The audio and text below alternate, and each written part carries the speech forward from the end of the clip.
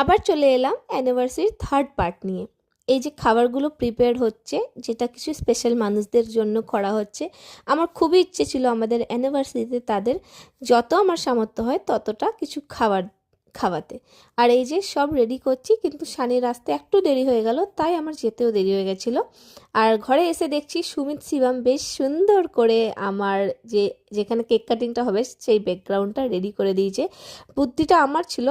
আর এটা হলো আমার ফাইনাল লুক। শাড়িটা কেমন লাগছে তোমরা বলবে। শাড়িটা আমাকে রাখি দিয়েছে। আর এইরকম আট পরা শাড়ি আমি ফার্স্ট টাইম পরলাম নিজে থেকে। জানি খুব একটা পারফেক্ট হয়নি, তবে আমার তো বেশ ভালোই লাগছিল।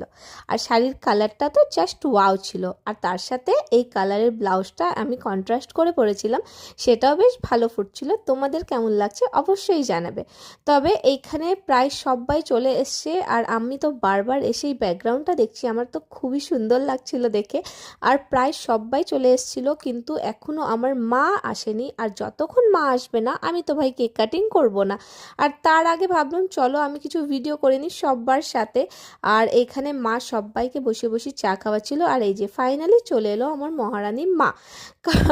মায়ের খুবই দেরি হয়ে গেছিলো, তার কারণ হলো রানীদি। মা বললো রানীদির কেউ বান্ধবী চলে এসেছিলো, তার জন্য একটু দেরি হয়ে গেছে। তা মা আসার পর ফটাফট কেক কাটবো, কারণ অনেকটা দেরি হয়ে গেছিলো, প্রায় 9:45 বাজে। আর সববার খুব খিদে পেয়ে গেছিলো। আর সবাই বসে কিন্তু মায়ের ওয়েট করছিল। সবাই জানে যতক্ষণ সুমির মা আসবে না সুমি কেক কাটবে না। আর রাখিও এইখান থেকে রান্নাবান্না করে গেল, কারণ সব থেকে মেন কাজ এত লোকের রান্না রাখি আর ওর বর মিলে করেছে, তার জন্য আলাদা করে ওদেরকে তো আমি পার্টি দিবই। কিন্তু রান্নাগুলো এত সুন্দর করে করলো, প্রায় 80-90 জনের রান্না ওরা দুজন মিলে করেছে, সেটা তো সবাই শুনে অবাক। আর সব কিছু একদম পারফেক্ট হয়েছিল। আর এই যে আমার বর মশাই এখানে সব রেডি করছে। এখানে সুমিত শিবমকে ডাকছি, ওরা কেউ আসছে না, সবাই বাইরে আড্ডা মারছে। তাই বরমশাই দেরি করলো না, ওই এসে দেখছি সব রেডি করলো। আর এখানে দুটো কেক আনা হয়েছিল, কারণ আমাদের এইরকম করে সেলিব্রেট করার কোনো প্ল্যান ছিল না, এটা সাডেন প্ল্যান ছিল, তাই আমরা কোনো কেক অর্ডার করিনি। আর তাই এত লোক ছিল বলে আমরা দুটো কেক এনেছি। আর এই যে আমার দুই বৌদিমণি, এরা সব থেকে লাস্টে এসছে। মানে এদেরই আমি ভেবেছিলাম এরা সব থেকে আগে আসবে, কিন্তু এরাই সব থেকে লাস্টে এসছে। আর আমার জন্য সুন্দর একটা গিফট নিয়ে এসছে, আমি তো গিফটটা দেখে খুব খুশি।